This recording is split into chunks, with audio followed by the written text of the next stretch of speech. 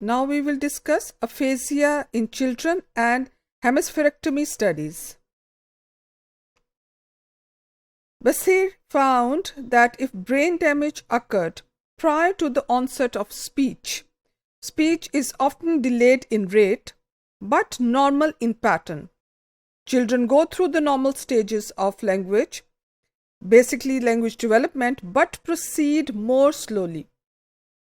Eric Lenneberg is a German linguist who, in his book Biological Foundation of Language, provided the comparative analysis of childhood acquired aphasia with that of the adult aphasia, and he basically proposed that when a focal brain lesion is sustained, then the children ranging from 20 to 36 months old, it was seen that they recapitulate all the stages of language learning, starting from vocalization to babbling, then to forming of two-word phrases, till the perfect speech is acquired.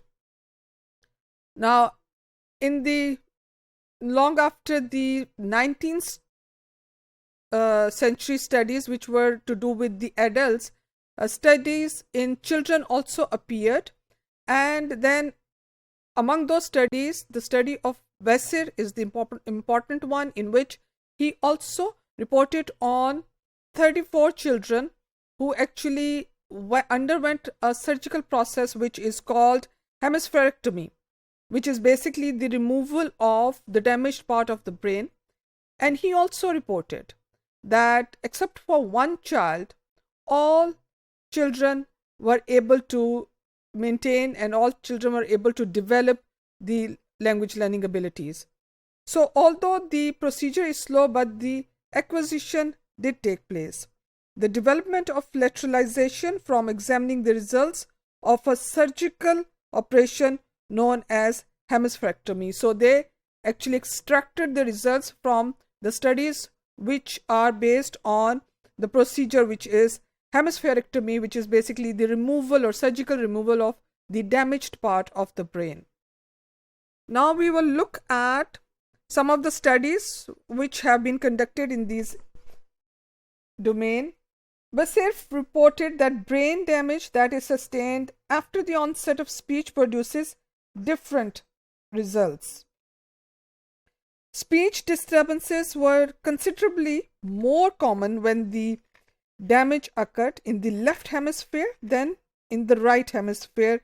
Basically, that is something which has been emerged in their studies among children who sustained injuries between 2 and 10 years of age. Injury to the left side resulted in language disturbances nearly twice as often as injury to the right side.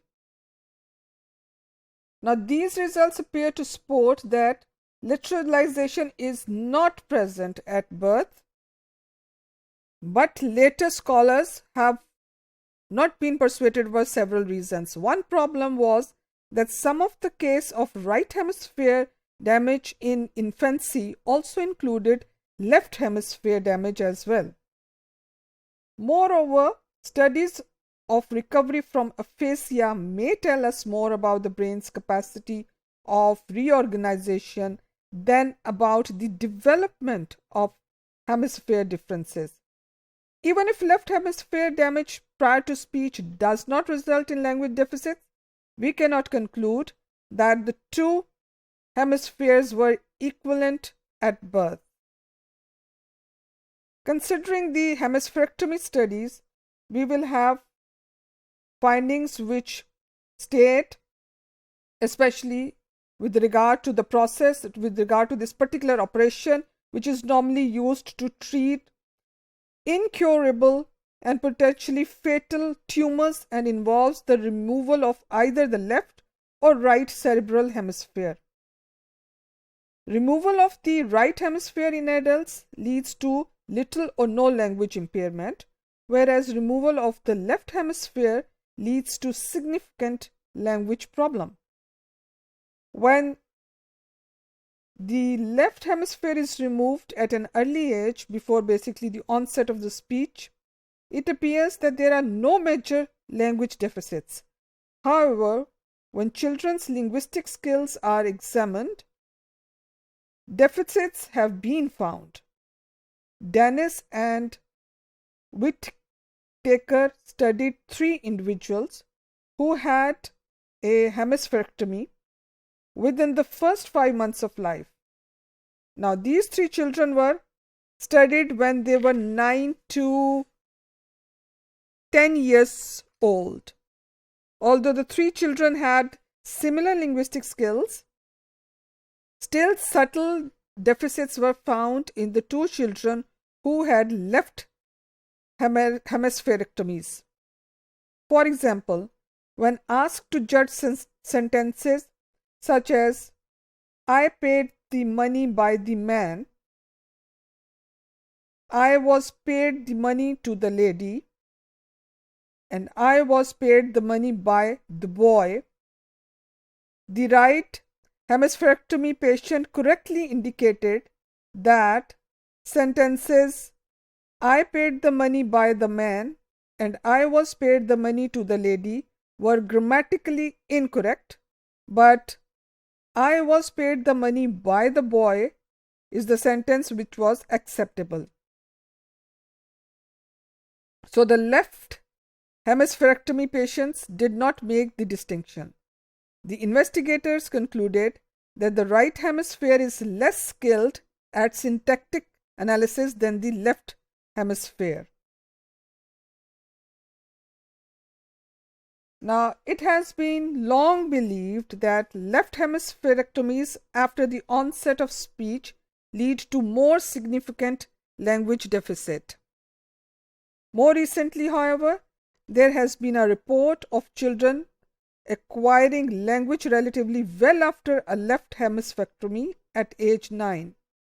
This particular study suggests that the ability of the right hemisphere to compensate for the loss of the left hemisphere may continue at a later period of development than something which has been previously believed.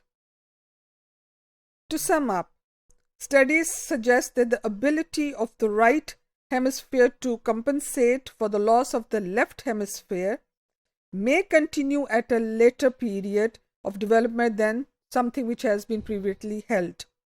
The exact circumstances under which the right hemisphere might compensate remains an area of continued study.